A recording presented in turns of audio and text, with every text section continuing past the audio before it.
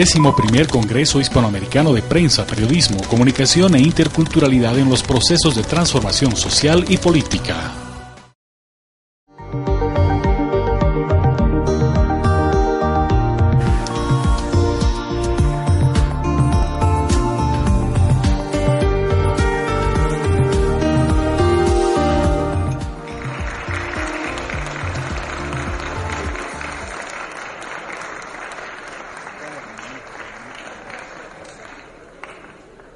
Muy buenas noches, distinguida concurrencia. La Vicepresidencia del Estado Plurinacional de Bolivia, junto a la Facultad de Ciencias Sociales de la Universidad Mayor de San Andrés, les da la bienvenida a esta conferencia magistral en el 11º Congreso Hispanoamericano de la Prensa, una institución periodística científica que promueve el avance del progreso, la democracia, la paz y la justicia a través de la libertad de expresión.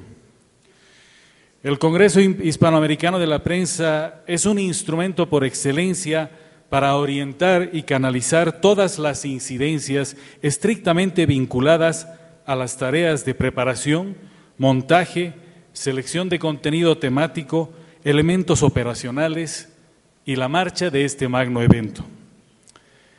Esta noche contamos con la participación del presidente en ejercicio del Estado Plurinacional de Bolivia, licenciado Álvaro García Linera, y del doctor Javier Darío Restrepo. El doctor Restrepo es periodista y experto en ética, es catedrático de la Universidad de los Andes y conferencista en temas de comunicación social. Ha sido columnista de El Tiempo, El Espectador, El Colombiano y El Heraldo. El doctor Restrepo ha recibido el Premio Nacional del Círculo de Periodistas de Bogotá en la categoría de prensa en 1993. También ha recibido el Premio Nacional de Periodismo Simón Bolívar en 1985 y 1986, así como el Premio Nacional de Periodismo del Episcopado Colombiano en 1994. También ha sido merecedor del Premio Germán Arciénegas de la editorial Planeta en 1995, además del Premio Latinoamericano a la Ética Periodística, otorgado por el Centro Latinoamericano de Periodismo. Es autor de 22 libros y en 2014 ha recibido el reconocimiento a la excelencia periodística del Premio Gabriel García Márquez en Periodismo. Queremos recibir con un fuerte aplauso la presencia del profesor y doctor Javier Darío Restrepo.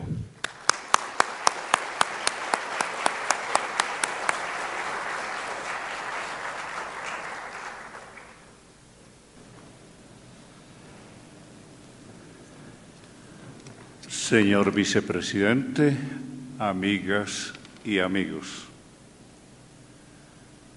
me siento un poco abrumado por todo lo que me ha pasado hoy.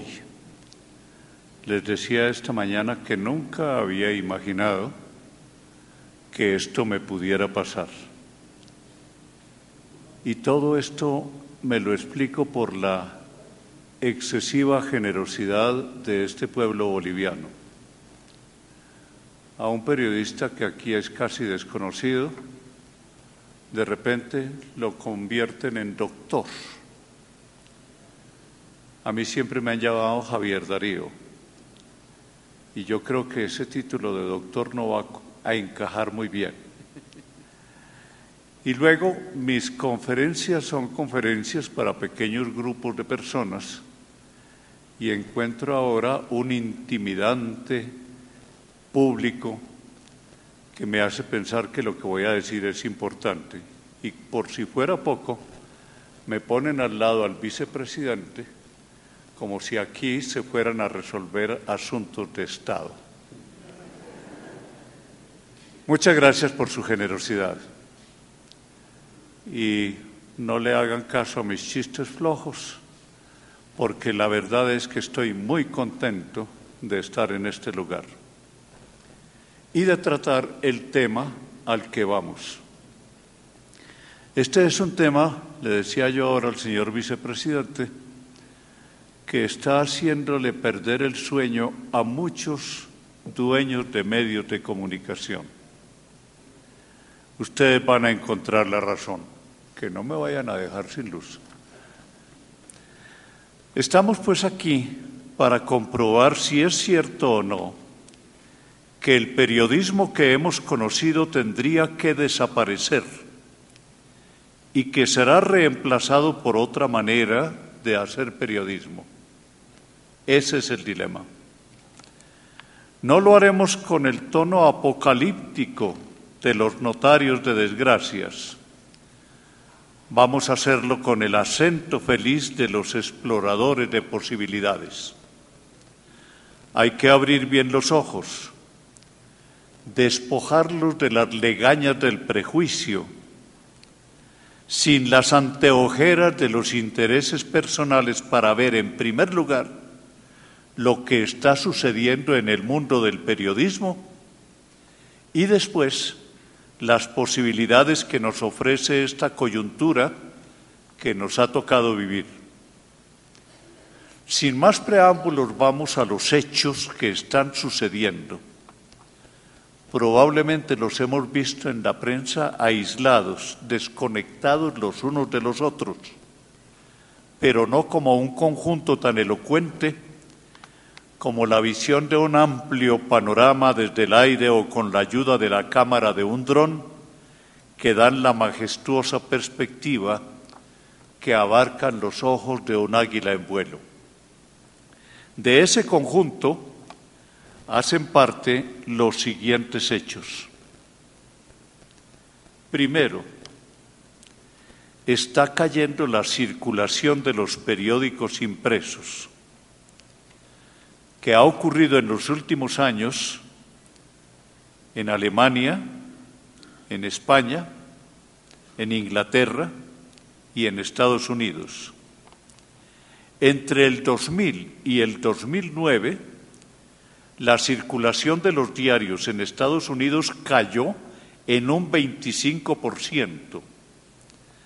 Así se lee en un estudio 10 años que agitan al mundo de los medios del Instituto Reuters.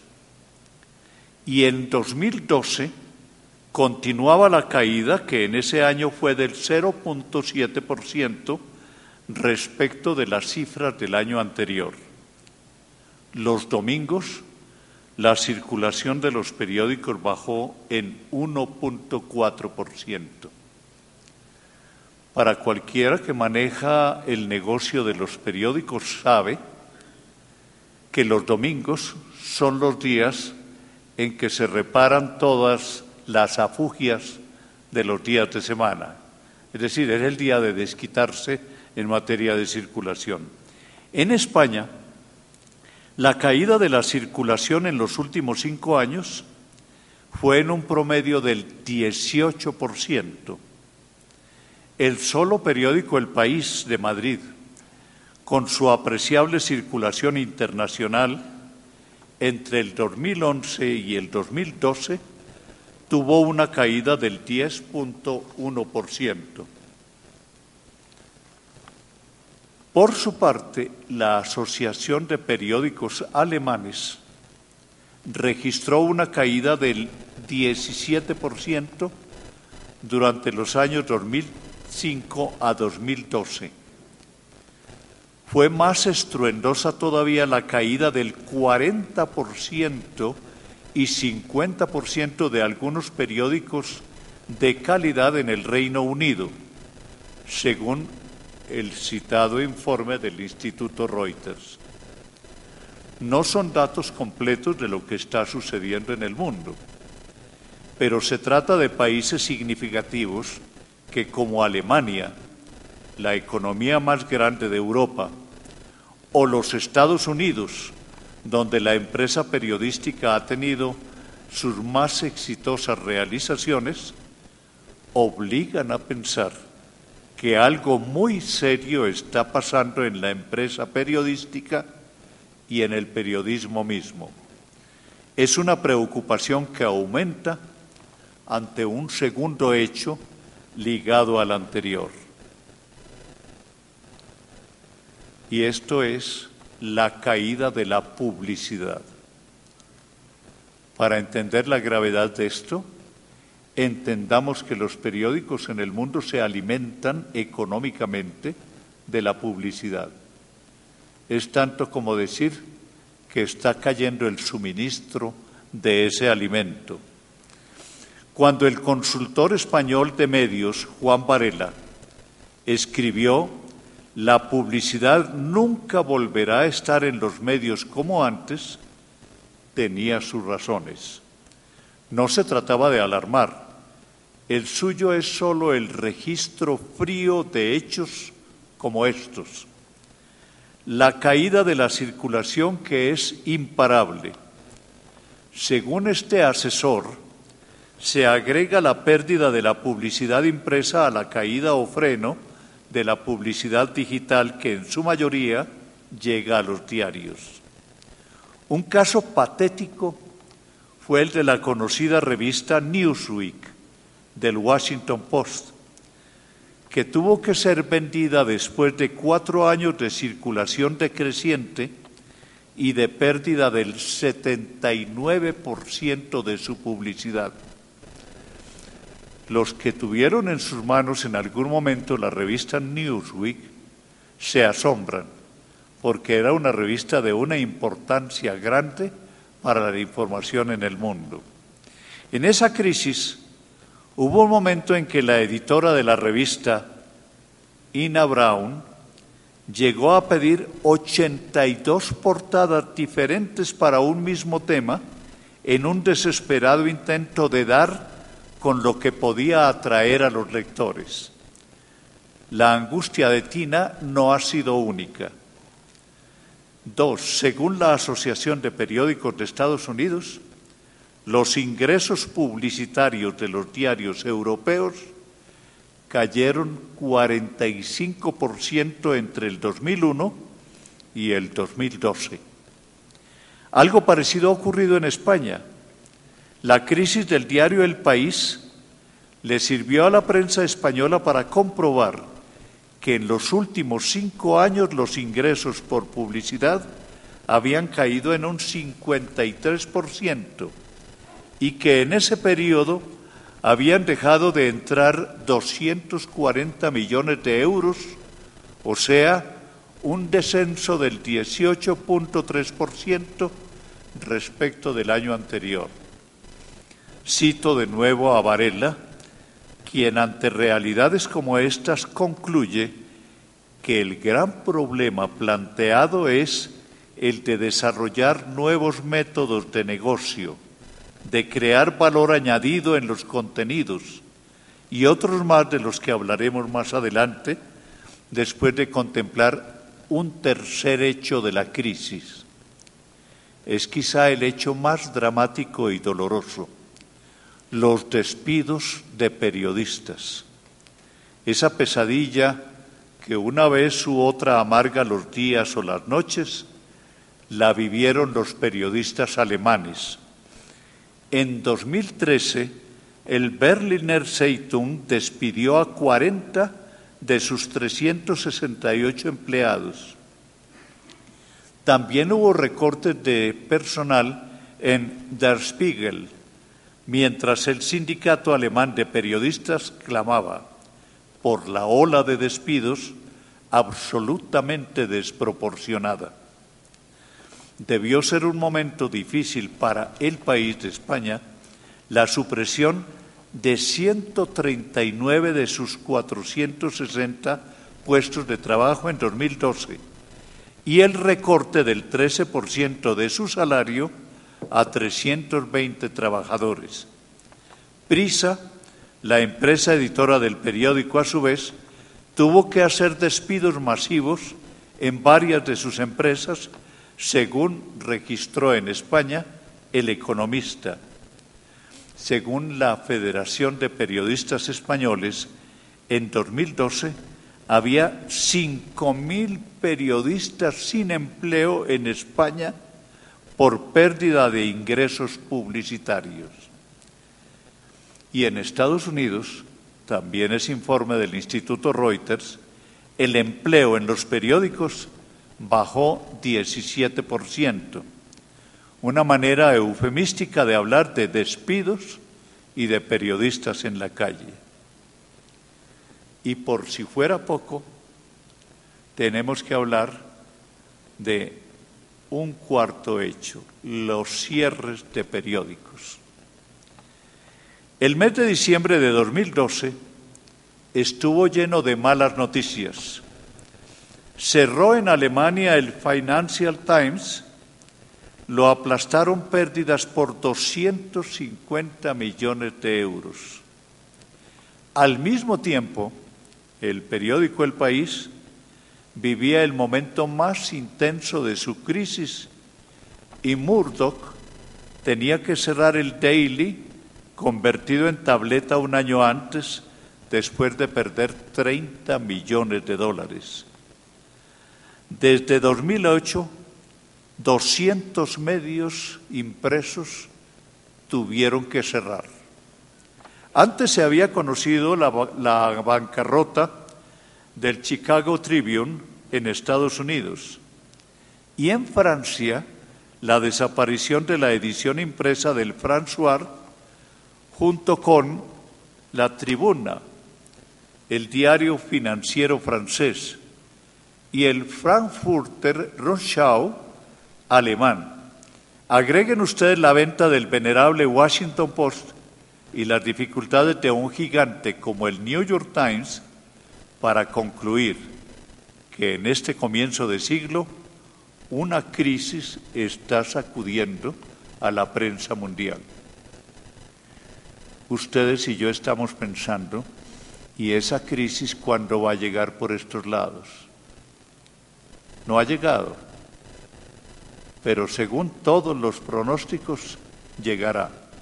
Por eso es conveniente que hablemos de la naturaleza de esa crisis. Douglas McCabe, consultor de medios de Index Research de Londres, no lo duda. La crisis de los periódicos se está dando en todos los países desarrollados del mundo occidental, escribió. Desde el 2006, en un artículo que sonó premonitorio, The Economist sacudió a los periodistas al anunciar que los periódicos son una especie en vía de desaparición. Y si alguien lo dudaba, debió sentir que se le movía el piso ante la noticia conocida a comienzos de agosto de 2013. Un empresario de Internet, conocido por sus ventas masivas de libros a través de su empresa Amazon, compró el Washington Post por 250 millones de dólares. Y ustedes saben lo que significa en el mundo del periodismo el nombre del Washington Post. El hecho no sorprendió a los que habían conocido en 2009 el préstamo de 250 millones, la misma cifra con que se compró el Post, de Carlos Slim al New York Times, con que el periódico sorteaba una crisis financiera. Y en agosto de 2013 este periódico se vio obligado a vender en muy malas condiciones su periódico Boston Globe por 70 millones de dólares. Estos son datos suficientemente significativos de una crisis que está en el origen de los cambios que la prensa mundial tendrá que afrontar en el futuro, no más allá de 2035. En su origen está la tecnología digital, que llegó para cambiarlo casi todo y para quedarse. Internet está transformando casi todos los elementos del negocio del periodismo. Acorta los ciclos informativos, erosiona las largamente confiables fuentes de negocio y permite varias clases de competencias, algunas con leves costos de cobertura de la información y otras sin ninguno. Esto que acaba de leer lo escuchaban los redactores y directivos de Washington Post, que aún no salían de su sorpresa. Le escucharon estas palabras al nuevo dueño del periódico, Jeff Bezos, el vendedor de libros de Amazon. Aún los más reacios a admitirlo tuvieron que rendirse ante la fuerza de los hechos. La estructura empresarial y de negocios de la actividad periodística tendrá que cambiar. En la imperante cultura digital, el texto impreso no tendrá la misma demanda. Un fenómeno que no tiene por qué sorprender porque se ha venido repitiendo en la historia de las comunicaciones. Tengan en cuenta que los iluminados manuscritos que los monjes convertían en obras de arte en los papiros comenzaron a desaparecer cuando apareció la imprenta. La impresión de periódicos y libros, a su vez, sufrió el impacto de la radio y la televisión. ¿Por qué extrañarnos entonces ante el impacto de la tecnología digital sobre los tradicionales productos impresos? Una encuesta en los kioscos revelaría que hubo un punto de quiebre cuando comenzó a desaparecer la demanda de periódicos. En las gerencias de los medios se podrían comprobar cambios en la demanda de anuncios por palabras, mientras crecían los usuarios de Internet. Este hecho lo registra el experto español Gumersindo Lafuente. Él subraya la afirmación: los últimos 15 años de revolución digital han minado la esencia industrial y el modelo de negocios de los medios. Y entonces vienen arrasadores los cambios. Los medios y los periodistas que han tomado nota de estos cambios, que miden el impacto de la nueva condición del usuario de Internet, y este es el hecho clave, el usuario de Internet que de ser solo receptor de información ha pasado a poseer un instrumento que le da posibilidad de ser emisor. Ante ese hecho se han tenido que notar, primero, que las fuentes de información se han multiplicado, hasta el punto de que nadie está dispuesto a pagar por la información. La tienen de tantas fuentes que para qué pagar. Dos, Internet ha cambiado el sentido del tiempo, que parece desaparecer ante el carácter instantáneo de sus mensajes y noticias. A la gratuidad de su información se añade el gran atractivo de lo instantáneo, dos ventajas palpables sobre la información tradicional. Tres, el formato tradicional del periódico, el ritmo de producción que tiene, resulta lento y pesado frente a la agilidad y velocidad del modelo digital. 4, también se altera el sentido espacial, que casi desaparece en Internet, que se puede utilizar en cualquier lugar.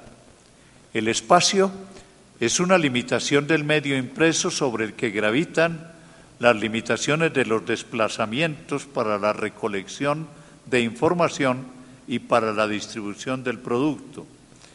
Y quinto, todavía más, los costos de producción, favorables para quien se acoge a la tecnología digital, ruinosos para quien insiste en la tecnología tradicional. Esta circunstancia se debe sumar a la otra, la disminución de los ingresos por publicidad y por circulación.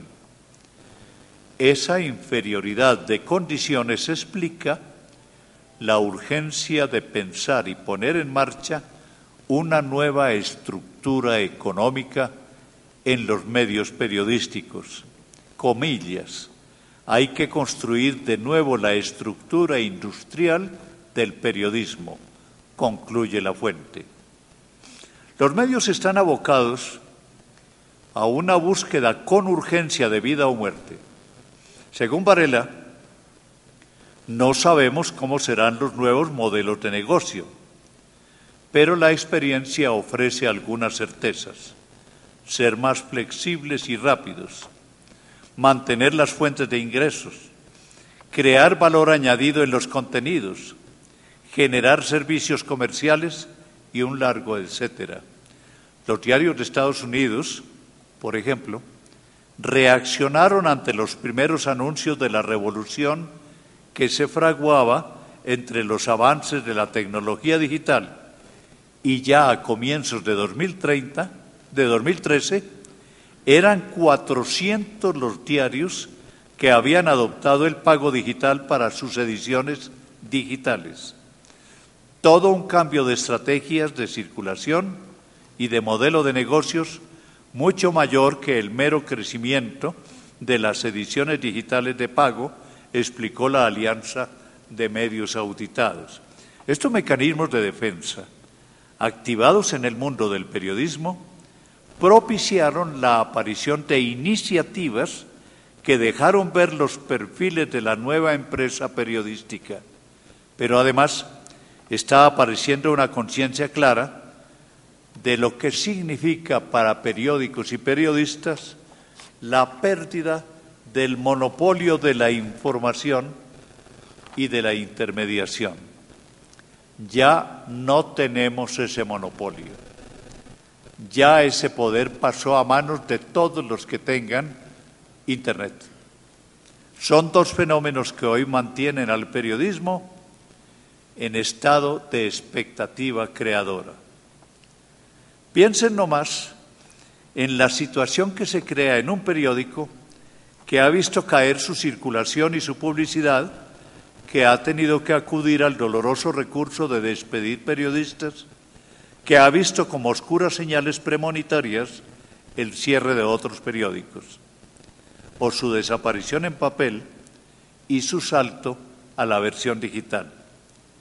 Para muchos, esta acumulación de signos negativos impone un regreso al cero original y a la necesidad de construir a la izquierda de ese cero. Es lo que lúcidamente reflexiona la fuente, comillas. Puede parecer una paradoja, pero la crisis económica y estructural que está arruinando los medios y ha puesto en cuestión su independencia va a dar lugar a sistemas de financiación que la refuerzan.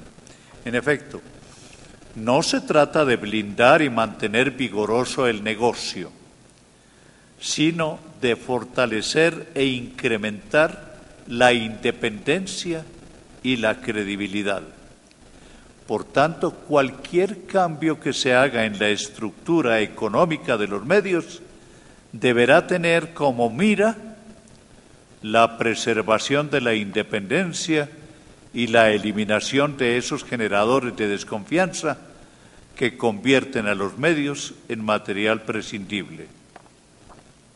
Esto lo tengo aquí subrayado, pero lo subrayo con el comentario. A los periodistas y a los periódicos, la gente no nos está creyendo. Y no nos cree porque todas las informaciones las leen bajo la pregunta: ¿y a este quién le paga por dar esa información? ¿Le pagan los partidos? ¿Le paga la empresa? ¿Le pagan las petroleras? ¿Le paga el gobierno?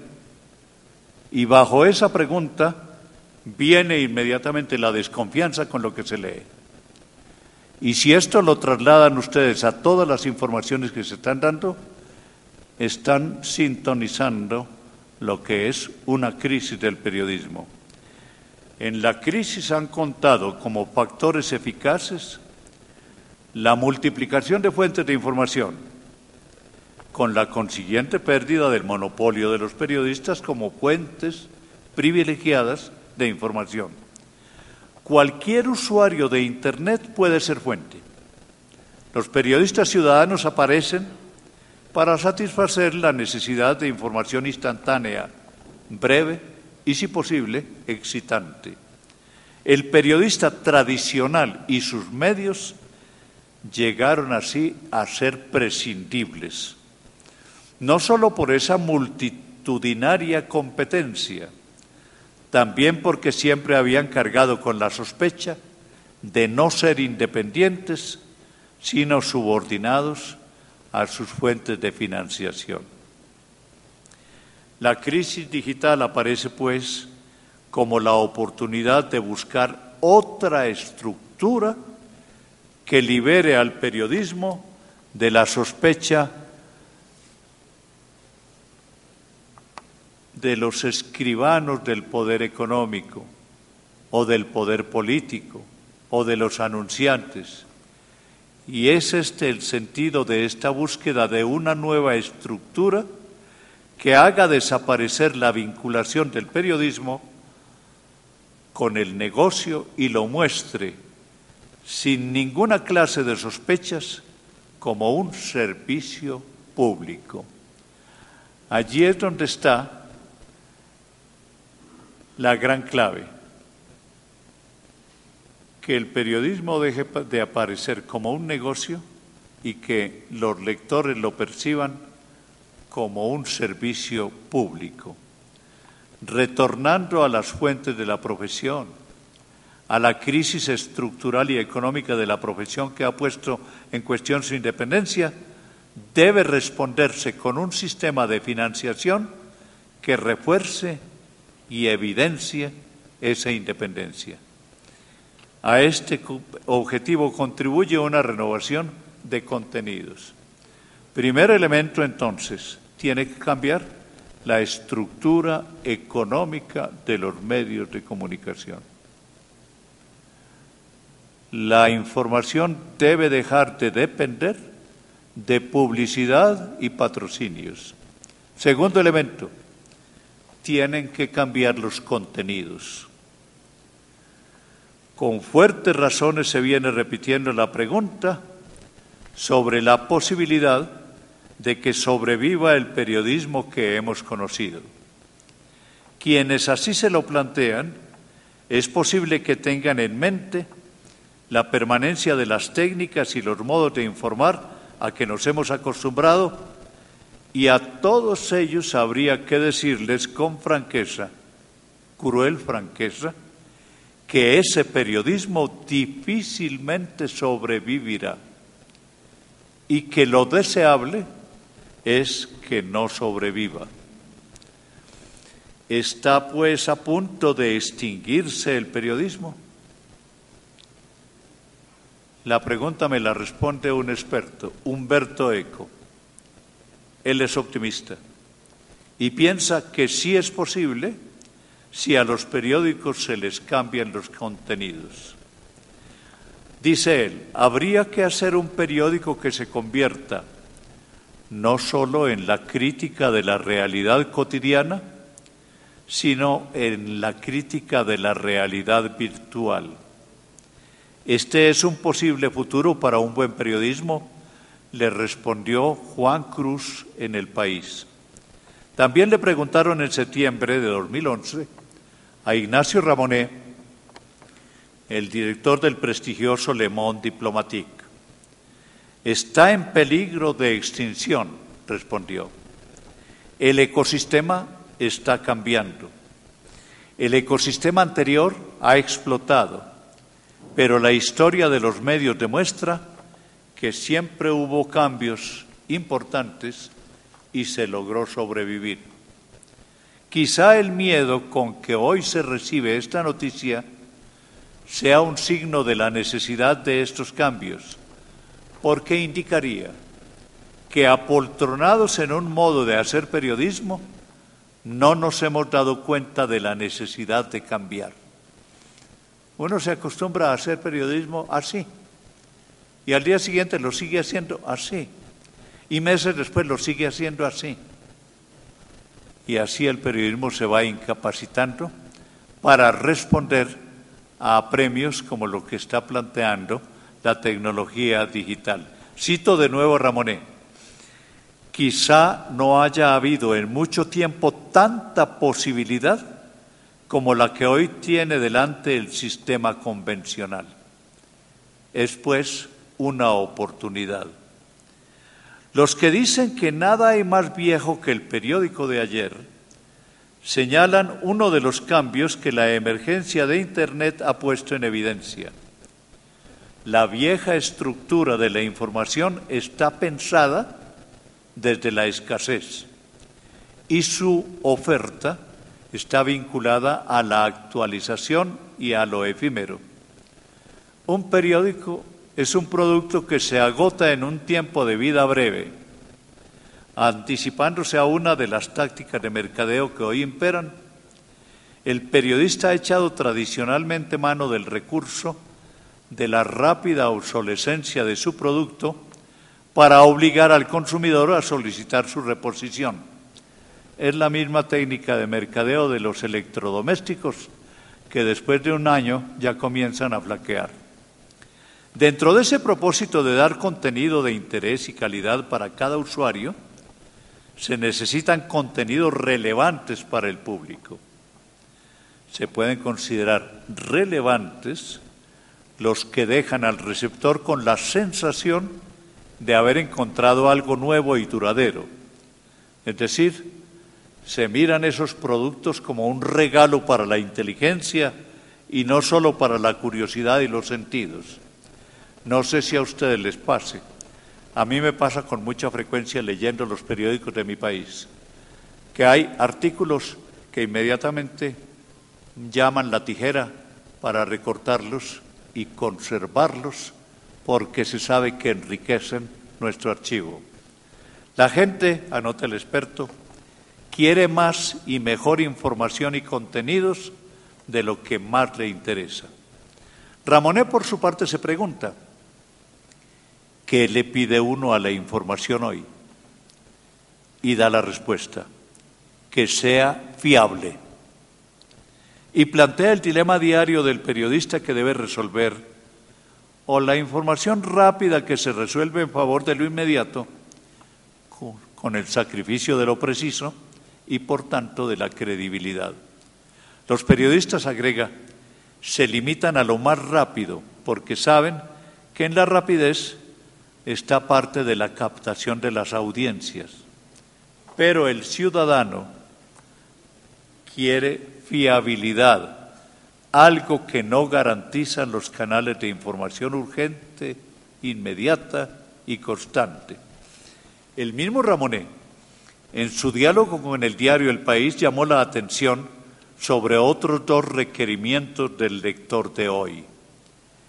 Entre un informativo que da 10 noticias rápidas, con lenguaje de prisa, y otro que da 5, que te dejan la sensación de conocer y entender el hecho, el lector prefiere este último por la integralidad de la información, pero sobre todo, atención, porque el lector se siente respetado. Alguien está respetando su inteligencia. Aún agrega Ramonet otro elemento cuando se plantea el hecho de la fragmentación de las informaciones que se reciben a través de las distintas fuentes y en distintas jornadas. Queda la sensación de que los lectores siempre están recibiendo los fragmentos de un vitral roto. Lo que estoy leyendo en el periódico de hoy es como la continuación de lo que me dijeron ayer. Y entonces el hecho aparece roto. Pues bien, anota Ramonet, tiene que haber un especialista que pueda hacer el trabajo de reunir el vitral. Un especialista de lo general. Es la misma idea que Kelly McBride de Page One, a través de su experiencia como periodista, ha encontrado. Dice ella, la información debe ser organizada en un sistema coherente. El periodismo más exitoso transforma la información bruta en una narrativa de autoridad. Es lo que emerge dentro del torrente noticioso que abruma a los lectores de hoy, que cuando buscan lo que puede responder a sus expectativas, encuentran que entre tanta información improvisada e incompleta, fragmentaria y superficial, hay una que se destaca porque da una clara visión del conjunto y una honda mirada a lo esencial de los hechos. Cuando llego a este punto, y a pesar de la evidente autoridad de las fuentes en que me apoyo, me hago la pregunta que es muy posiblemente está rondando en sus cabezas. ¿Y un periodismo con esas condiciones es posible? ¿Atraerá y retendrá lectores? Esta última pregunta, que tendrá respuesta más adelante, plantea el tercer tema de cambio que urge la tecnología digital: la relación periódico-lectores. Tenemos pues que tiene que cambiar la estructura económica de los medios, que tiene que cambiar los contenidos y que tiene que cambiar la relación con los lectores. Si debe cambiar la estructura económica y deben ser otros los contenidos, es porque la economía y los contenidos en función del lector determinan un cambio de relación. Digámoslo de una vez, la relación de los medios con el lector deberá ser otra cosa distinta de la actual relación medio-cliente. El periódico que usted lee por la mañana, ¿lo tiene usted en cuenta? Lo tiene como cliente, pero no hay ninguna otra clase de relación. El cambio en esa relación hará la diferencia entre una nueva vida periodística y la que había impuesto una larga tradición. Presionados por su situación y mal aconsejados por su experiencia de negociantes,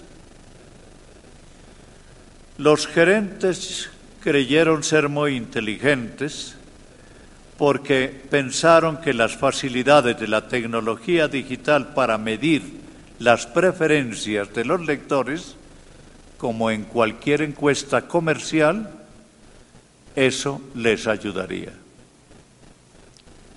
Y de muy inteligentes pasaron a ser torpes.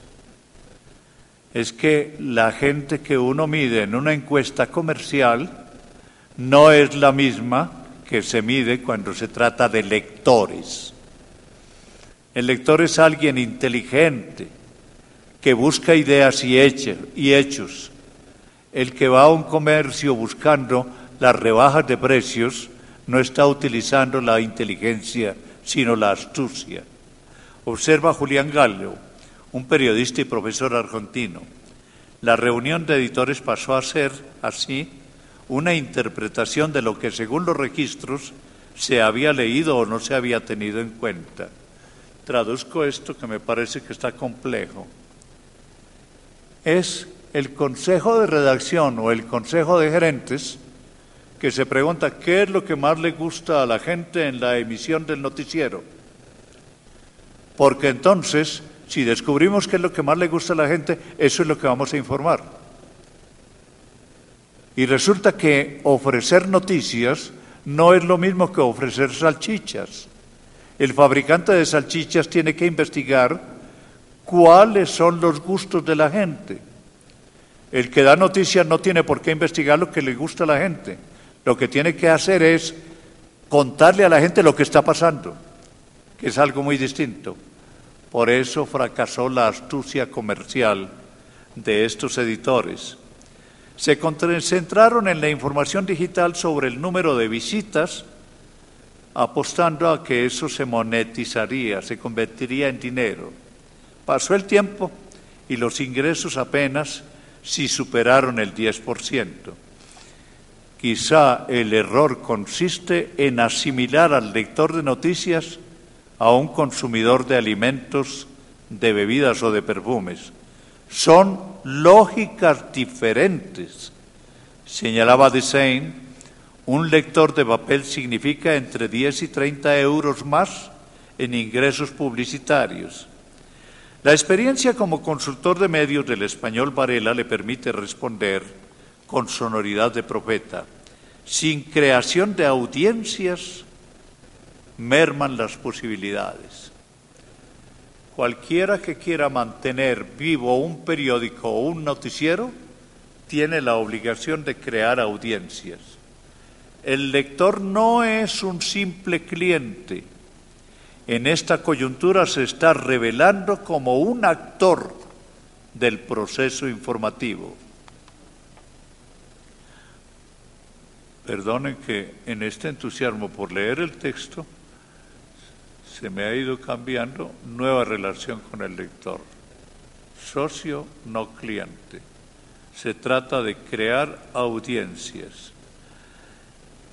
Sus años de lucha para crear un diario digital, el Mediapart, le enseñaron a Edwy Plenel que debiera ante todo recuperarse la confianza del público lector. Y aquí comienzo a mencionar uno de los hechos más interesantes que se han dado en materia de periodismo en este siglo. Este es el creador de un diario digital. Antes era subdirector del diario Le Monde, que como ustedes saben es uno de los más prestigiosos del mundo. Se retira, se encuentra con un equipo de periodistas que han sido despedidos y que le plantean su congoja. Nosotros queremos seguir siendo periodistas. Entonces comienza el descubrimiento de cuál puede ser la respuesta a este problema, a esta crisis que estamos planteando. La interrelación con el lector engrandece y dignifica a la prensa. Al contrario de lo que sienten los que lamentan el fin del monopolio de la emisión, la información en red interrelaciona con lo local y lo global, con la sociedad, con los individuos y con los contextos, explica Plenel. Quien indica con énfasis entusiasta, y tiene razón, porque su experiencia le ha revelado que ese nexo con los lectores que mantienen su fidelidad es la base de la libertad de un periódico. Atención al dato. La base de la libertad de un periódico está en la relación viva con sus lectores, porque entonces los lectores se convierten en suscriptores.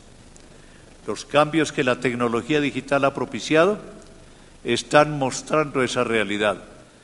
Esta fortalecida relación con el lector representa la libertad de la prensa. Los que, convencidos de esta necesidad, están construyendo una renovada relación con el lector, descubren que dentro del presupuesto para esa construcción se impone la desaparición de esa línea vertical entre medios y periodistas.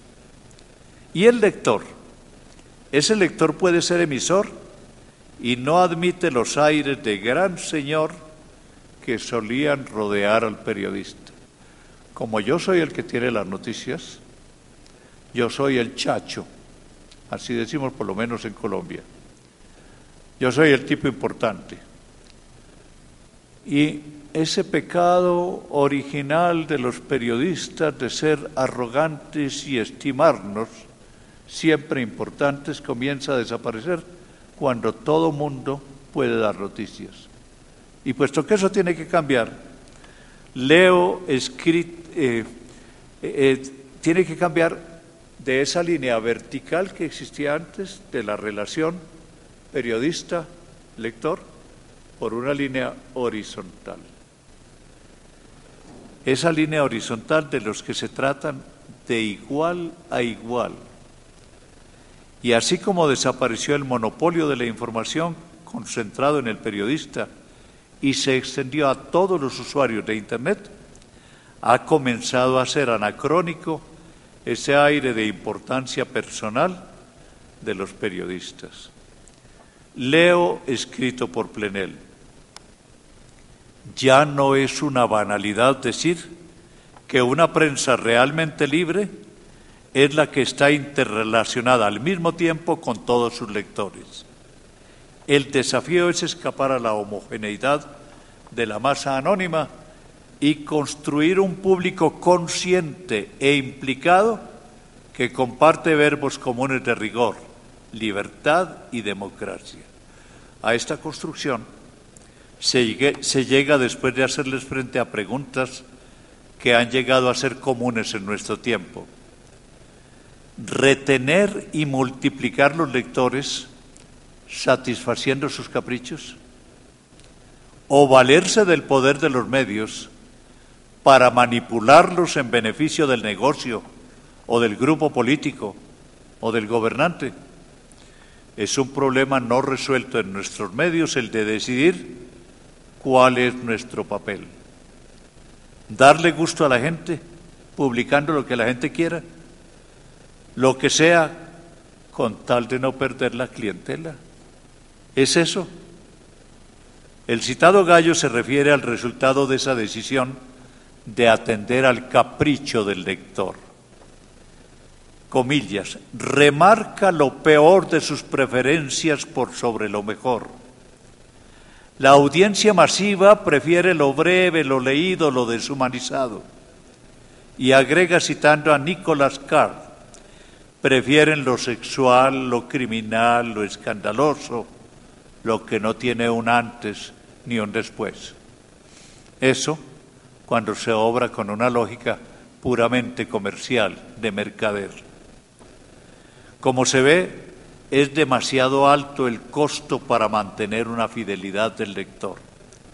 Se refiere a esto Plenel al mencionar una búsqueda escandalosa y obscena de mayores audiencias, de mayores sintonías.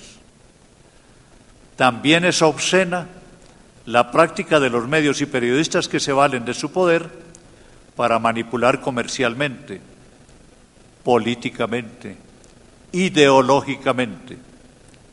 Aquella y estas prácticas acaban volviéndose contra los medios. En cambio, el medio que aporta, el que terminada su información hace que sus lectores se sientan mejores personas, más conscientes de lo que sucede, esos son los que generan una fidelidad larga en los lectores. Este lector que no recibe trato de cliente sino de socio, ni de subordinado sino de igual, exige, toma parte mediante la expresión de sus acuerdos o desacuerdos, o con sus propuestas o comentarios. Es el lector que contribuye, que le da voz colectiva a la información, a la reflexión y al debate público. Se genera asimismo una ininterrumpida e interrelacionada asociación entre periodistas y lectores. Es una interrelación que hace posible la tecnología de los nuevos medios. Con ella se define el perfil del nuevo periodismo que hoy comienza a ser. Sé que muchos de ustedes, al escuchar esta larga descripción de las calidades del periodismo que vendrá, estarán creyendo que esta es otra teoría, o un sueño, o una ilusión. Por eso creo necesario mencionarles como invitación a la esperanza que en el mundo ya están apareciendo medios y periodistas con estas características. Son las que ustedes están viendo en la pantalla. El más conocido de todos es el caso del diario digital The Huffington Post, que en pocos años, valorizado por su éxito, fue vendido a otro propietario como demostración de que este nuevo periodismo también puede ser un buen negocio.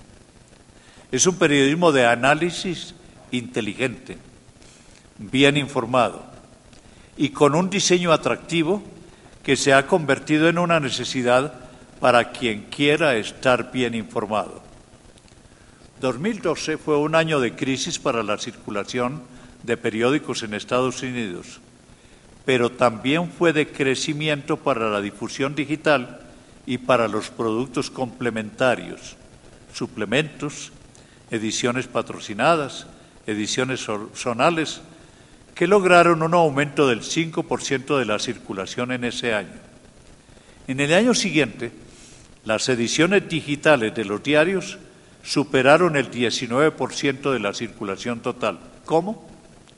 400 diarios habían adoptado el pago digital, un nuevo modelo de negocio. Este cambio de estrategias de circulación y de modelo no fue coyuntural. El cambio llegó para quedarse. El editor del Daily Telegraph, Tony Gallagher, le explicó a Daniel Desein, vicepresidente de ADEPA, la Asociación Periodística Argentina, que se trata de romper el círculo vicioso de caída de circulación, recorte de personal, pérdida de calidad, mediante el aumento de la calidad en los contenidos. Los usuarios están dispuestos a pagar por contenidos exclusivos, como los que encuentran los suscriptores del New York Times, después del acceso gratuito a cierto número de notas. Los lectores encuentran una barra de pago que traspuesta permite el acceso a una información exclusiva que en adelante ningún usuario quiere perder. Fíjense en el reto, hacer una información que se siente exclusiva y que nadie quiere perder. Un reto que lleva detrás una afirmación. O se mejora la calidad de la información o estamos destinados a desaparecer. De este modo, la industria periodística ha encontrado una fórmula que le permite cobrar a los lectores que están dispuestos a pagar por un contenido que vale. Los muros de pago hacen parte de las iniciativas con que los medios responden a esta crisis. La Folha de Sao Paulo también instaló esa estructura y hoy cuenta con 60.000 suscriptores digitales. Pero otra iniciativa exitosa es la del diario digital que ustedes ven en la parte inferior de la diapositiva.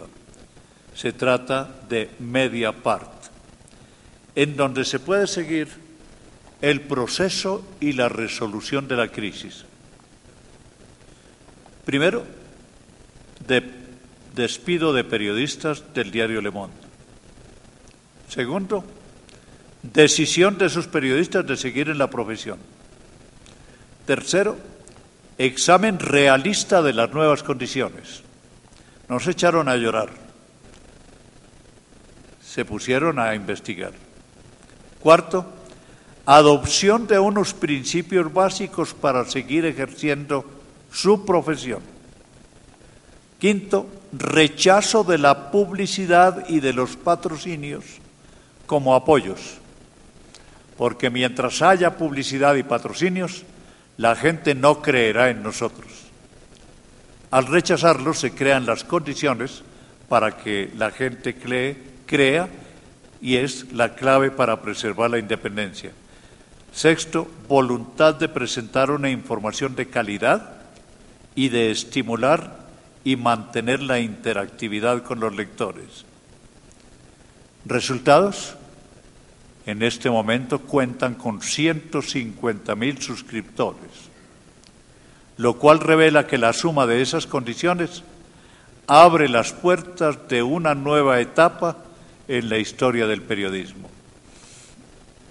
Y uno abre Mediapart y encuentra un periodismo completamente distinto. Un periodismo que, después de leer la información, uno siente que entiende lo que está pasando y que encuentra claves para responder a la pregunta, ¿yo qué puedo hacer? Examino todas esas fórmulas y encuentro un elemento común: la voluntad de mantener vigente un oficio de informar a la sociedad de acuerdo con normas que despojan al periodismo de todas las prácticas que, como malezas, lo han limitado y degradado. Observen ustedes la exigencia de calidad y exclusividad que implica un tránsito desde el modelo noticia, la noticita, todos los días el mismo esquema, solo cambian unos datos, que se limitaba al aquí y ahora de los hechos, que de ser algo exclusivo del periodista pasó a ser posibilidad de cualquier persona. De una información así, pasar a la información exclusiva y de alta calidad significa un salto cualitativo en el que el periodista debe afinar, como pocas veces lo había hecho, las artes de su oficio. Pero al tiempo que descubre que su oficio había sido ejercido a medias y sin exigencias de calidad, da con la clave del futuro de esta profesión. En adelante, su ambición será entregar una verdad lo más completa posible. Llama la atención otra característica. Los medios, al revisar su estructura económica, descubren que su dependencia de la publicidad y de los patrocinios les resta independencia y con ella credibilidad, que hace parte de la calidad y exclusividad que los usuarios quieren ver y sentir en la nueva forma de hacer periodismo. Es cuando resulta evidente que la única dependencia aceptable para este periodismo del futuro será la del suscriptor, o sea, la del lector. De ahí la naturalidad con que se acepta la nueva relación con el lector, que entra de lleno a ser parte del medio de comunicación, en donde entra a ocupar un puesto que nunca le debió ser negado. Cuanto acabo de mencionar es el ideal ético de la información periodística: compromiso con la verdad, independencia y responsabilidad con la sociedad. Es lo que Plenel saluda como el renacer de todo cuanto hay de digno, grande y verdadero en el periodismo. Refiriéndose a la crisis de los medios, exclama: es una buena noticia, porque estamos viendo al periodismo volver a su razón de ser, a su justo lugar. De esa magnitud es el cambio que se está viendo. Kelly McBride, citada antes, expresa la misma idea. Internet ha transformado el horizonte del periodismo, pero no así su misión tradicional ni sus valores. Confirma estas ideas el informe de Reuters: las noticias fundamentalmente las siguen produciendo los medios tradicionales, es decir, los periódicos impresos. Pese a su relativa pérdida de estatura, continúa el informe: las empresas periodísticas seguirán jugando un papel crucial en el mundo. Corresponde, pues, al periodismo de hoy demostrar que el periodismo sigue siendo necesario. Si en algún momento la estructura comercial de los medios quiso asignarle al periodista el papel subalterno de productor de entretenimiento, la coyuntura creada por lo digital demuestra que si esa es su función, el periodismo debe desaparecer, aplastado por el poderoso factor de las industrias del entretenimiento. Pero si el suyo es el papel de estimular el pensamiento mediante el conocimiento de la realidad y de sus posibilidades de cambio, esa es la vocación que le da dignidad y permanencia. Comillas, es el momento para que los periodistas demuestren que son necesarios para la sociedad. Así lo dijo Ramonet al diario El País. Sí, la clave del futuro la está dando la tecnología digital, imprescindible para cualquier proyecto de progreso. Pero esa clave está condicionada por los ideales éticos de la profesión, que le dan consistencia y valor a la tecnología, hay que demostrar y demostrarnos que somos necesarios. Y esta es una enorme ganancia respecto de lo que profesionalmente estábamos viviendo. Además, es cada vez más evidente que un nuevo periodismo es posible para una humanidad que crece en ambiciones y en necesidades de información. Rindo culto a la paciencia con que han escuchado este rollo. Muchas gracias.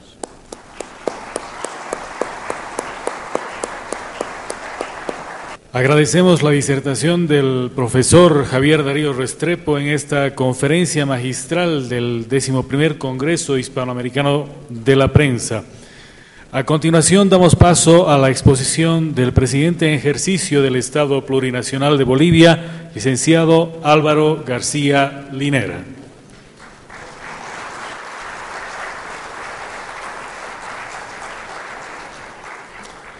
Muy buenas noches a todos, a todas. Un saludo muy respetuoso a cada una de las personas que se han hecho presentes en este espacio de diálogo. Saludar con mucho cariño al profesor Javier Darío Restrepo, que nos ha acompañado estas horas, estos días, y que el día de hoy nos ha expuesto sus reflexiones. Tenía entendido que también tenía que acompañarnos estos días el profesor Ramonet.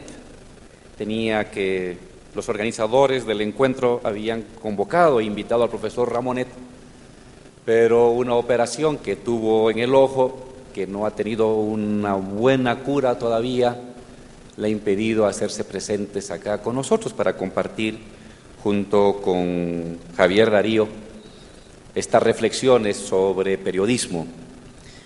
Ojalá que en el siguiente año podamos tenerlo a él acá, porque es una de las personas de las que también quisiéramos oír su reflexión, especialmente los periodistas y los jóvenes que están en el ámbito de la carrera de periodismo. Yo quedé muy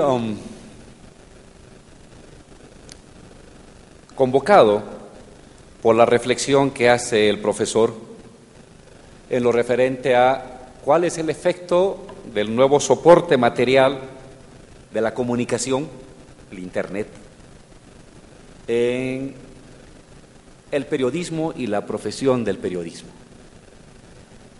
Y he oído con mucha atención la preocupación, los efectos y la esperanza que deposita el profesor en esta revitalización que podía darse a partir de este nuevo soporte material llamado comunicación digital, Internet, de la profesión del periodista. Y me llamó la atención la reflexión que hizo al principio en torno al debilitamiento del monopolio. De un monopolio que hasta antes de la emergencia de este soporte material, de alguna manera lo conservaba el campo periodístico. Y quiero reflexionar sobre esto, más en diálogo, más que teniendo certidumbres, teniendo ideas sueltas en torno a esta preocupación que manifestó el profesor Darío.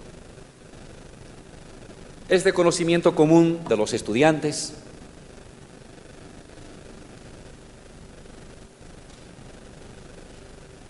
que el campo periodístico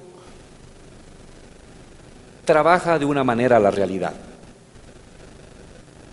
que el periodista y la actividad del periodista no simplemente refleja la realidad, sino que trabaja la realidad. Es un viejo debate sobre la objetividad del conocimiento, sobre la objetividad de la verdad, y ya está claro a estas alturas que en sentido estricto la información siempre es una manera de producir también la realidad. Que el periodista, ya sea en la televisión, ya sea en el periódico escrito, ya sea en el periódico digital, ya sea en la radio,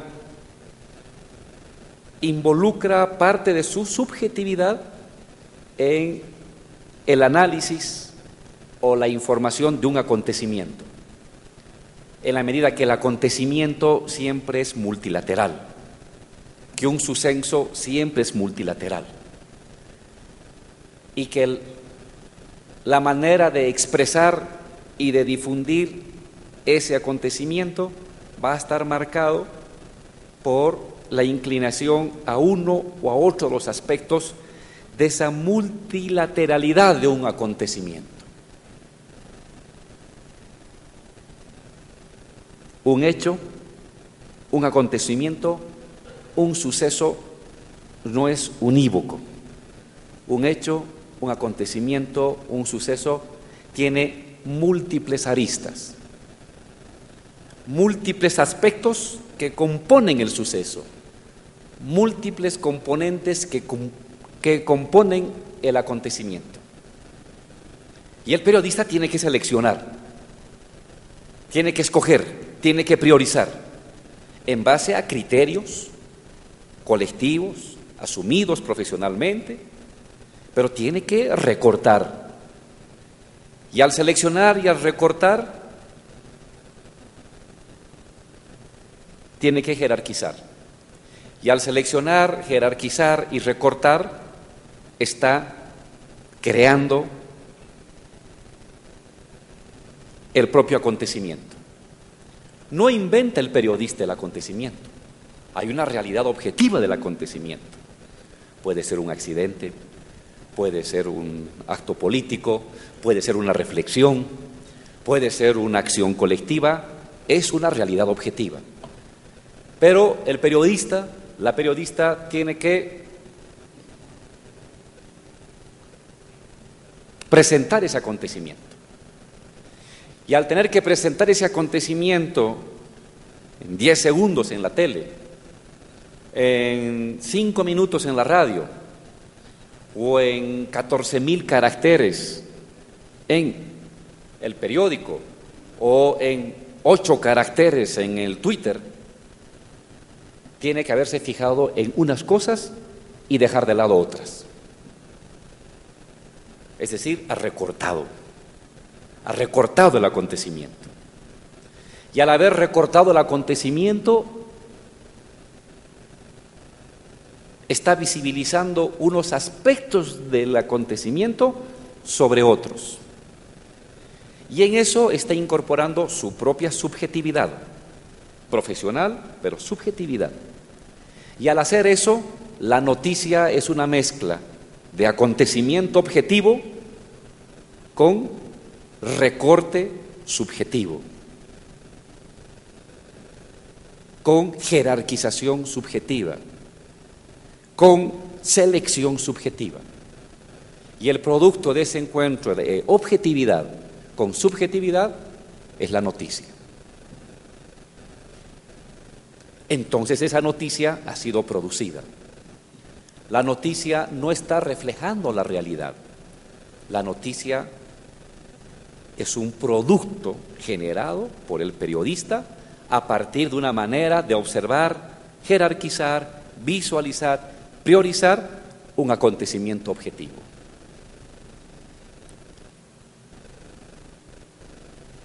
La noticia entonces es una producción simbólica. Pero no es una producción simbólica arbitraria. Hay normas, hay procedimientos, hay protocolos propios de la profesión que han sido creados a lo largo de los años y que forman parte del bagaje ético, forman parte del bagaje profesional del periodista al momento de escribir una noticia, redactar un acontecimiento. Hasta ahí tenemos un acuerdo. La realidad noticiosa es una producción, no es un simple reflejo. La realidad noticiosa es una mezcla creativa de objetividad del acontecimiento con una subjetividad profesional de la manera de recortar y de seleccionar los aspectos relevantes del acontecimiento. Y eso es la noticia que vemos en la tele, que leemos en el periódico, que resumimos en el Twitter, que oímos en la radio. Pero lo que diferenciaba al periodista de cualquier otra persona que también hace lo mismo, es que mientras una persona puede reflejar el acontecimiento y anotarlo en su diario, anotarlo en un texto o guardarlo en la memoria, es que el periodista, esa manera de producir la realidad, la difunde a través de medios masivos de comunicación. La diferencia entre un ciudadano de a pie, interesado por los acontecimientos, frente a un periodista, es que el primero, lo que conoce, lo conoce para sí. El periodista lo que conoce, o la manera en cómo conoce y produce la realidad noticiosa, lo difunde a través de un medio masivo: radio, televisión, periódico escrito. Y en los tres casos, la radio, la televisión y el periódico escrito, se tratan de soportes materiales de la comunicación costosos. Tener una radio tiene un costo. Una radio, para que tenga una difusión de 5 cuadras, tendrá un precio. Si quiere una radio para que se oiga en toda la ciudad, tendrá otro precio, porque hay que comprar equipos, antenas. Y si quiere una radio que se oiga en todo el país, tendrá otro costo. Y si quiere una radio que tenga difusión mundial, tendrá otro costo. Y no cualquier persona puede acceder a los costos de ese soporte material de la información. Unos pocos pueden acceder a tener esos soportes materiales. Igualmente en la televisión, puedo tener mi cámara y mi pequeña antena para generar una imagen a 100 metros. Pero si quiero tener una imagen a nivel de todo el municipio, necesito antenas más grandes y equipos distintos. Y si quiero generar una comunicación televisiva a nivel de todo el país, necesito antenas en todos los países, contratar el satélite, equipos de transmisión directa, consolas, necesito un soporte material más costoso. Y si quiero transmitir al mundo, peor todavía. Y no toda persona accede al control, a la propiedad de ese soporte material, solo unos pocos. Igualmente con el periódico. En la casa, con un mimeógrafo, uno puede hacer una octavilla,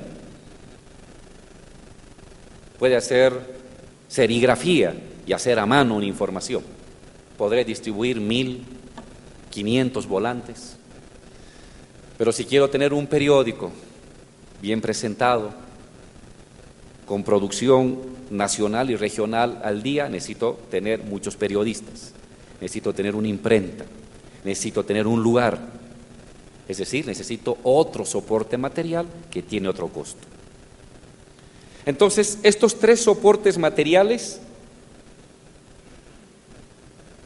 y las características de ese soporte material han dado lugar a procesos de monopolización de la comunicación. Y el periodista que difunde su información trabaja para uno de esos medios. Y entonces forman parte de un monopolio. La diferencia de un periodista que trabaja en un medio de comunicación respecto a un ciudadano que ve en el mismo acontecimiento es que uno lo ve para sí mismo. El periodista lo ve y lo difunde masivamente. La difusión masiva es una forma de monopolio de la comunicación y de la información. Y el periodista, como asalariado, participa en condiciones de contratado, en condiciones de subordinado, aunque manteniendo su autonomía profesional dentro de ese monopolio. La diferencia entre un periodista que ejerce su profesión en un medio y un ciudadano de a pie es que ambos conocen la realidad, pero uno, la realidad que conoce y produce, la difunde masivamente. En ese sentido hablamos que el campo periodístico es un monopolio. Es un monopolio de la información masiva de la comunicación. Radio, televisión, periódico escrito. Pero no solamente eso, en tanto monopolio que difunde masivamente la información, tiene el poder, a partir de ese monopolio, de producir lo público, de producir lo que es de consumo colectivo. Una persona de a pie que ve el acontecimiento,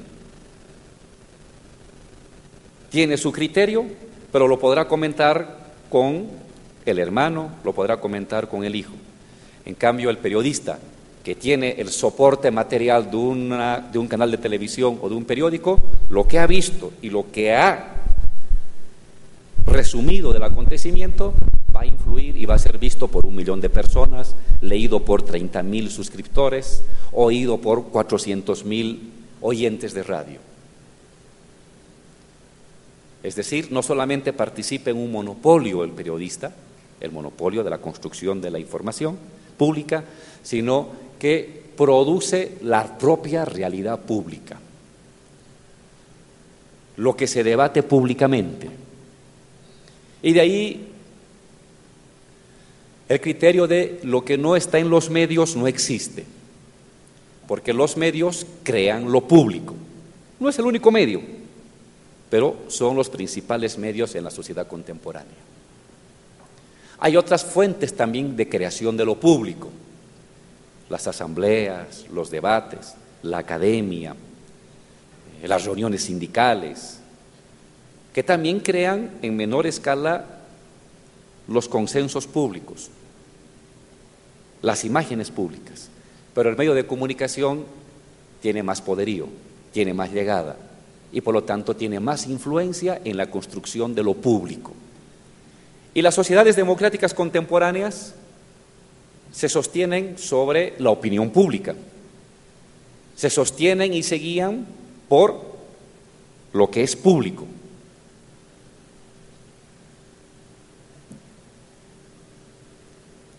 El periodismo participa de un monopolio que produce la información, de un monopolio que al producir la información crea el ámbito de lo público, de lo que es de conocimiento general, de conocimiento común, de debate común. Y en tercer lugar, al hacer eso, tiene también el poder de consagrar públicamente. De consagrar públicamente la noticia del día, de devaluar la noticia que no va a ser del día, de consagrar a la persona que es parte del debate de lo público, de devaluar o de dejar de lado a la persona que no forma parte del debate de lo público. Un doble poder: poder de informar lo público, poder de consagrar a las personas públicas. Entonces, los medios de comunicación han sido hasta el día de hoy unos medios importantes de la construcción de las sociedades democráticas, de construcción de lo público y de construcción de los personajes públicos, de los temas públicos, de las temáticas públicas, de las preocupaciones públicas, de los conflictos públicos y de los personajes públicos, para bien o para mal. Es decir, el papel del periodismo es un papel muy importante en la construcción del sentido común de las sociedades, del sentido de lo público de las sociedades. De ahí esta frontera difusa, muchas veces conflictiva, entre medio de comunicación, campo periodístico, y campo político, porque la política también, a través de los partidos, los sindicatos, el Parlamento, el gobierno, es otro de los escenarios de lo público. Son los administradores de lo común, de lo colectivo. Y entonces hay una relación de mutua alimentación, pero muchas veces conflictiva, entre lo que hace el periodismo y lo que hace lo político. Lo político no puede existir sin lo periodístico. Y lo periodístico permanentemente está influenciando en lo político, y lo político permanentemente está influenciando en lo periodístico, porque ambos se desenvuelven en un mismo escenario, lo público de una sociedad. Es decir, lo que es de interés general, lo que es de interés y de conocimiento de todos.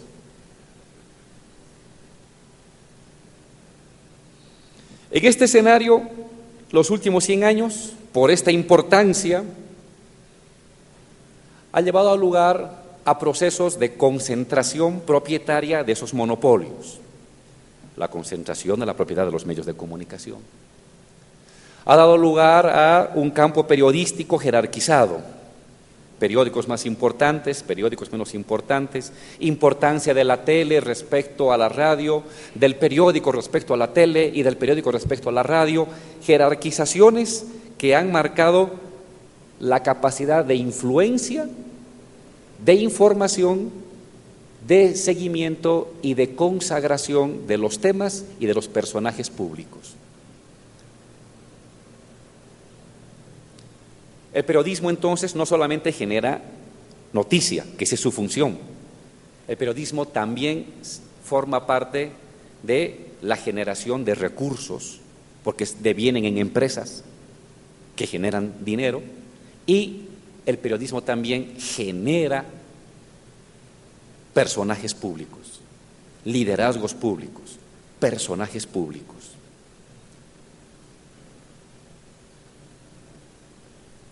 Monopolio, creación de lo público, consagración de lo público. Creación de información, creación de riqueza, creación de personajes con influencia pública. Entonces, es un campo muy poderoso y uno de los campos sociales más importantes de las sociedades democráticas contemporáneas. Lo digo no solamente como provisionalmente funcionario público, profesor, sino también como profesor en este diálogo que se entabla entre lo periodístico y lo político.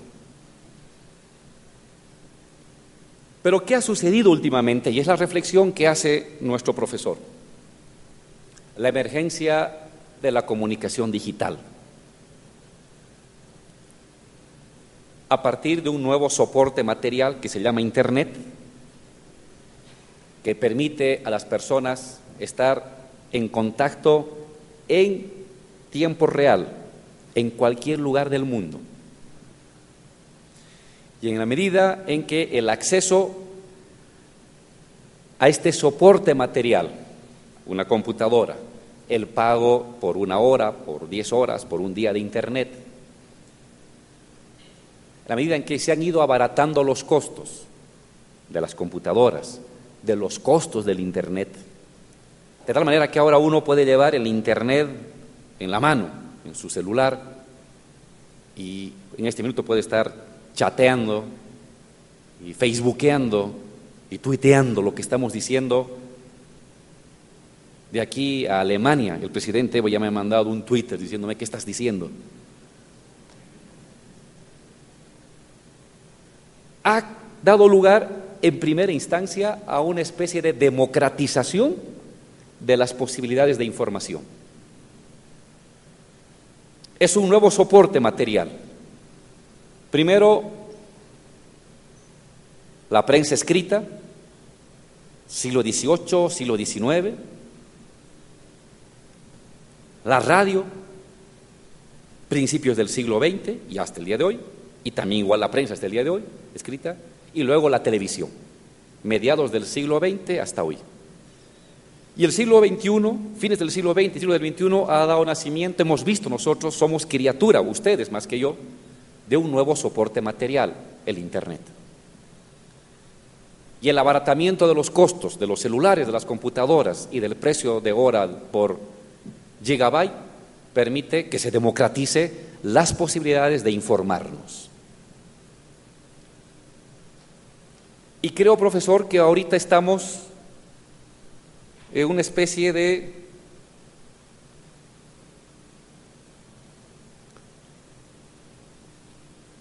¿cómo llamarle? Como parte de este primer paso de la democratización de la información, una especie de caos informacional. Todos pueden ser periodistas, todos se sienten periodistas. Ven un rato, agarran el internet y listo, ya mandaron su Twitter. Antes de que esté llegando el periodista del periódico de tiraje nacional, antes de que esté llegando a la cámara de televisión del canal televisivo, antes de que esté llegando el locutor de radio, el ciudadano ya se ha convertido en un informador. Retrata el acontecimiento. Hay un bloqueo en tal lugar. Hay un accidente. El vicepresidente no sé qué cosas ha dicho. Ya está. Y hay una especie de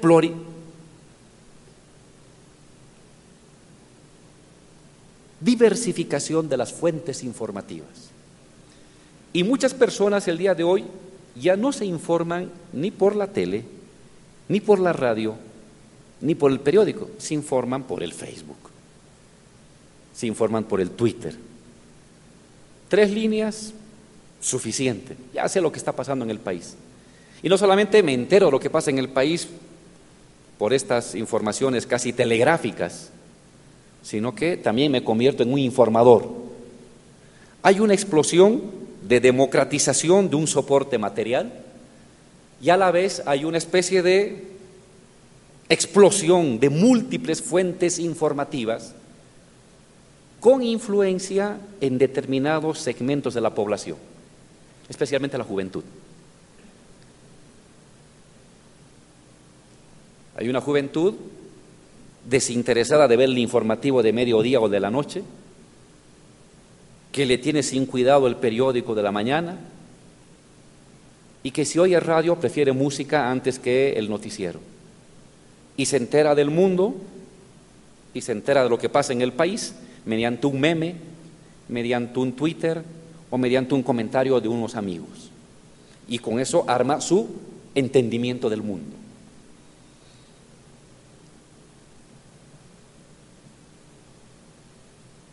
Y este es un paso positivo.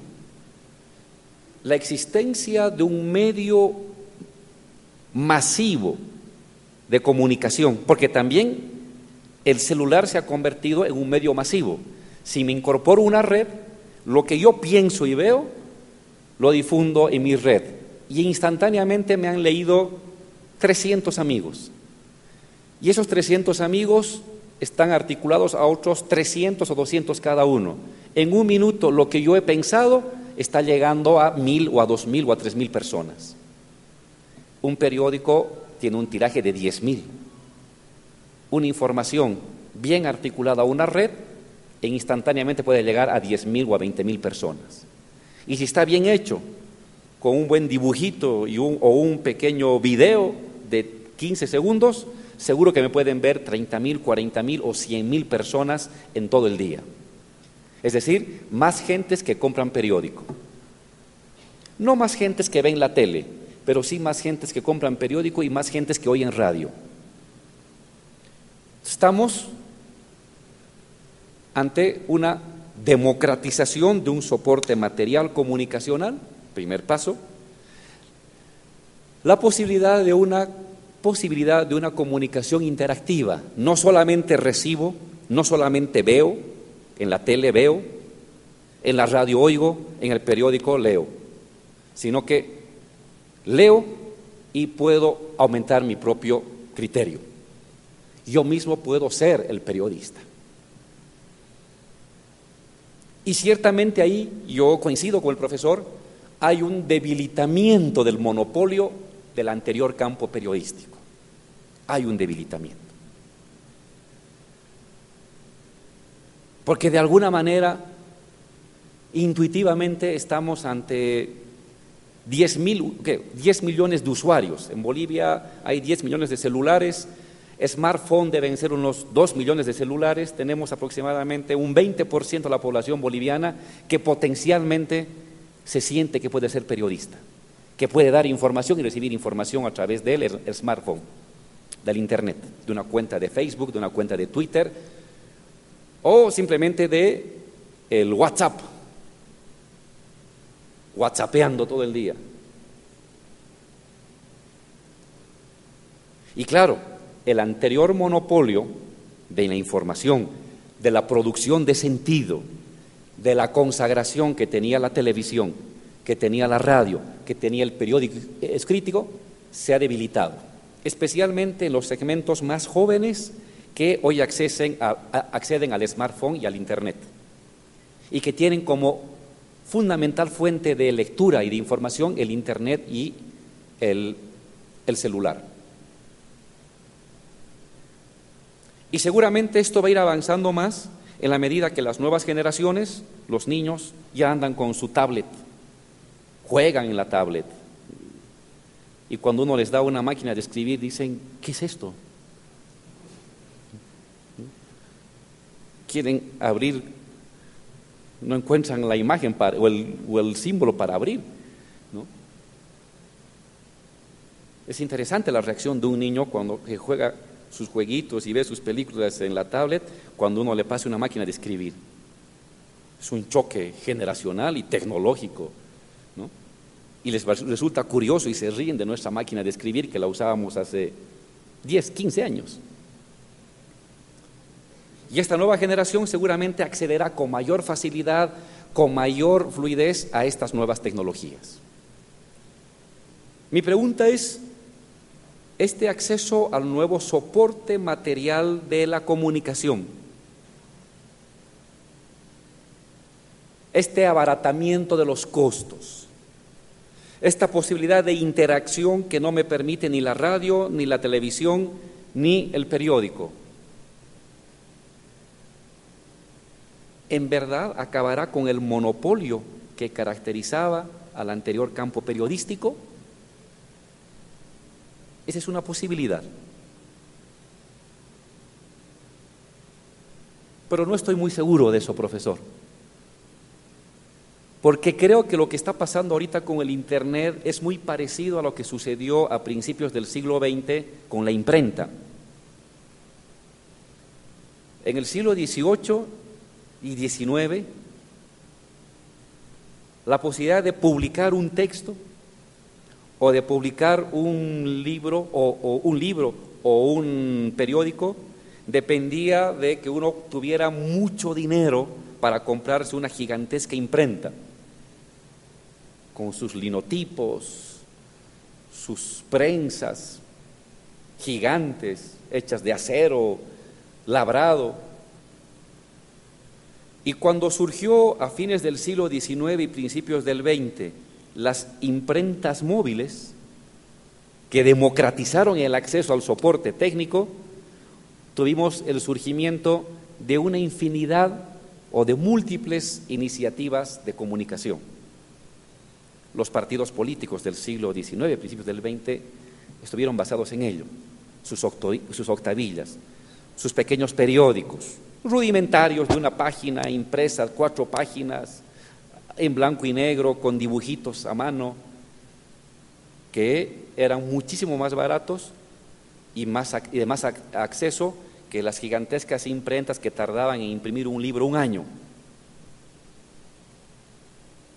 La tecnología en el ámbito de impresión, de alguna manera también en su tiempo democratizó la producción, la formación de opinión pública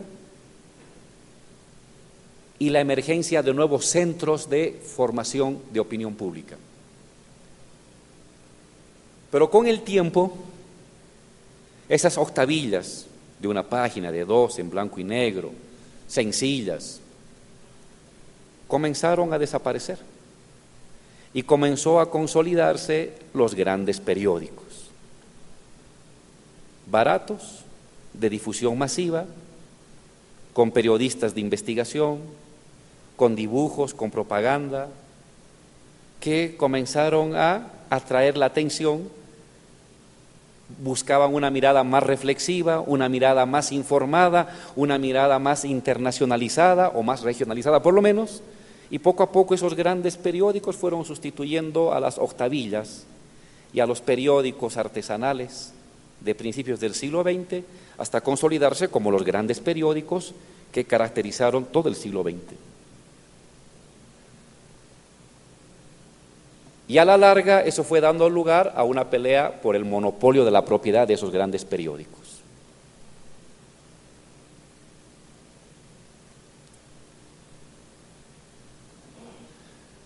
Un poco lo mismo también con la televisión.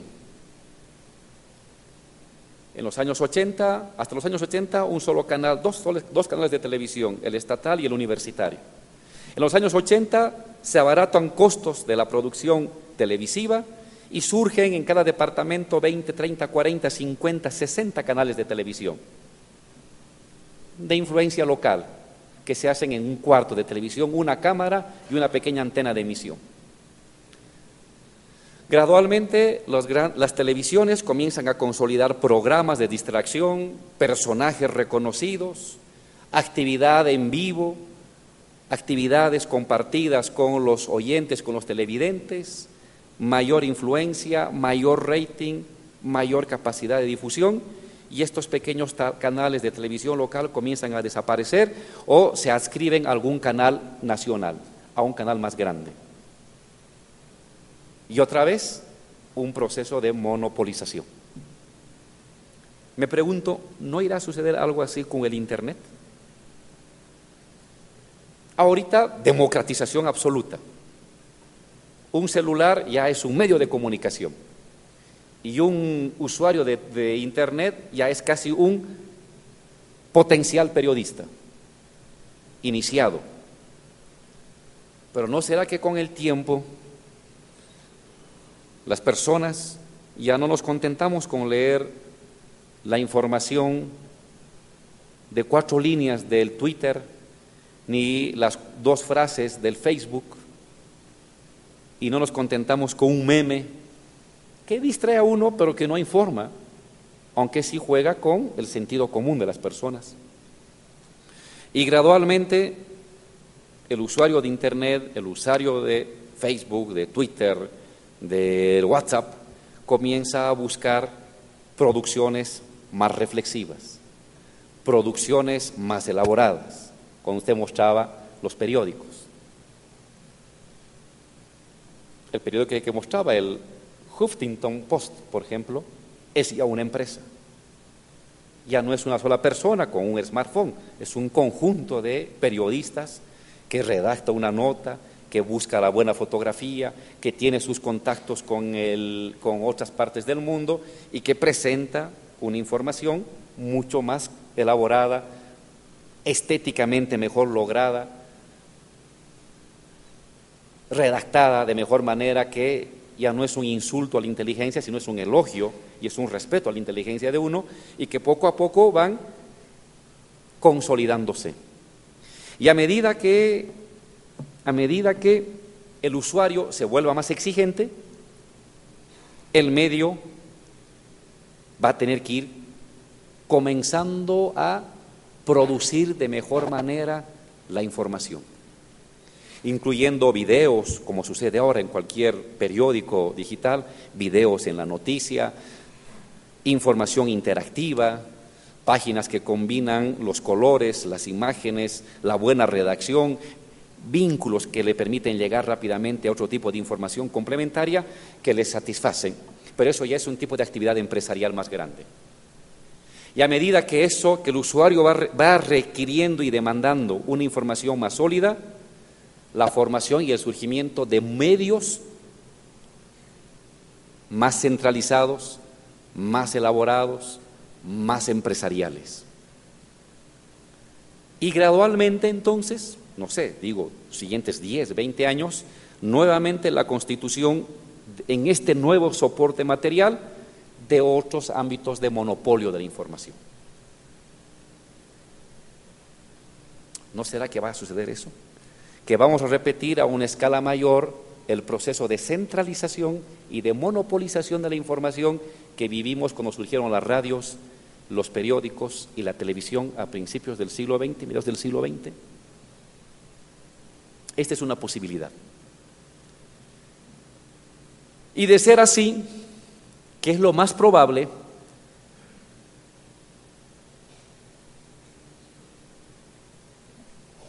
El Internet también va a devenir en una actividad empresarial. Porque si comienza a constituirse en monopólica, prioritaria, más importante, jerarquizada, más privilegiada, tal o cual página, tal o cual periodo digital, inmediatamente se convierte en una empresa, porque genera ganancias. Y al devenir en empresa, se garantiza la estabilidad y ampliación de ese medio y de esa forma de producir, pero también comienza a introducirse otra lógica, la lógica del rating, la lógica de la popularidad. Y entonces gradualmente podríamos entrar nuevamente en los procesos de sensacionalismo y banalización de la noticia que hemos visto, que estamos viendo en algunos canales de televisión. Pareciera como un círculo vicioso: democratización del acceso al medio de comunicación, proliferación de múltiples fuentes informativas, primer paso. Segundo paso, demanda del usuario de información mejor elaborada, en profundidad, mejor redactada. Tercer paso, centralización de los medios que producen eso. Cuarto paso, empresarialización de esos medios. Quinto paso, dictadura del mercado. ¿Qué es lo que ha pasado con la televisión? ¿Qué es lo que ha pasado con la radio?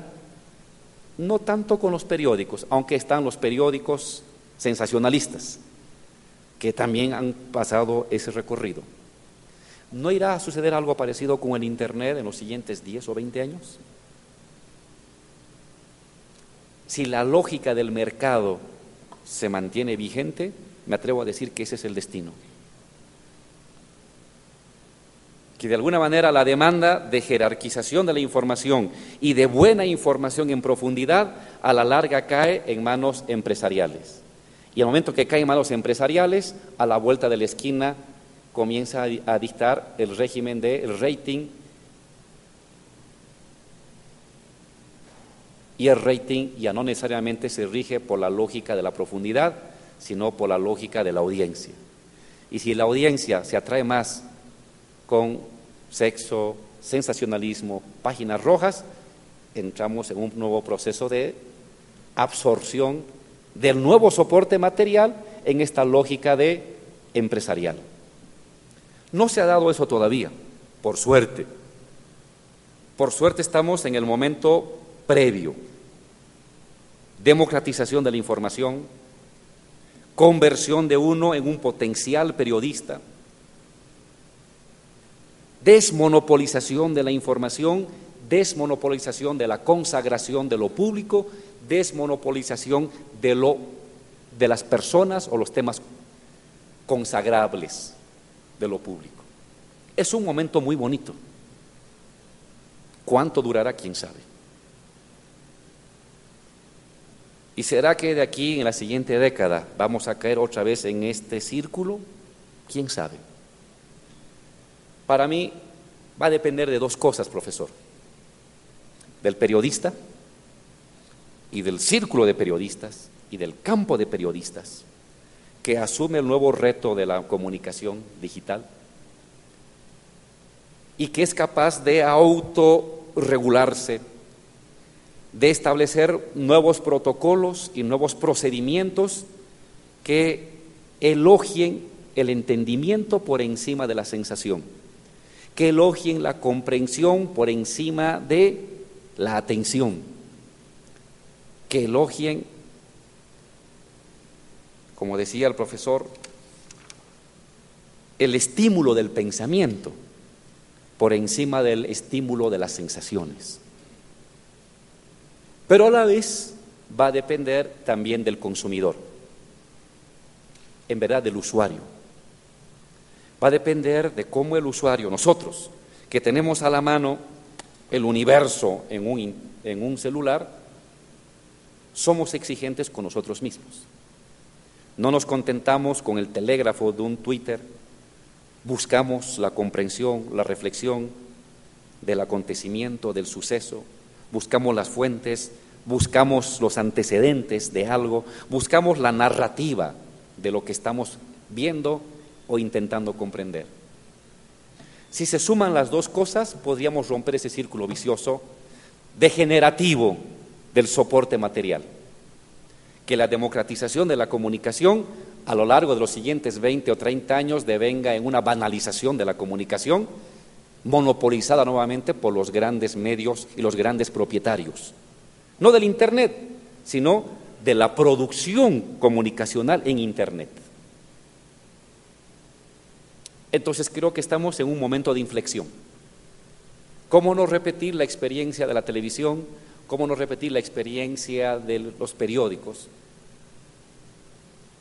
Sino cómo aprovechar este momento para iniciar un nuevo ciclo del proceso comunicacional planetario, nacional. Que la comunicación devenga en momento reflexivo y cognitivo. Tarea de los periodistas, ustedes son los periodistas, serán los periodistas, pero también tarea de los usuarios, de si somos nosotros exigentes. Muchas veces la sociedad reclama de los periodistas que se autorregulen, pero también nosotros debemos reclamarnos a nosotros mismos, en la casa, en la gestión, donde estemos, en la universidad, en el colegio, donde estemos, en el sindicato, también una autorregulación, es decir, ser exigentes con nosotros mismos. Convertir la posibilidad de este acceso al mundo que uno tiene con el Internet, que nos acerca en tiempo real al mundo y que nos acerca instantáneamente a la producción infinita que está presente en el mundo, ser exigentes para estimular el pensamiento, para elogiar la inteligencia, no contentarnos con la frase, no contentarnos con el telégrafo, sino ser exigentes, buscar la comprensión, buscar los antecedentes, buscar la reflexión estética misma de la propia noticia y de la propia comunicación. ¿Qué pasará en los siguientes años? De alguna manera habrá de ser la manera en cómo actúen y interactúen periodistas y pueblo, público y periodistas. Muchas gracias.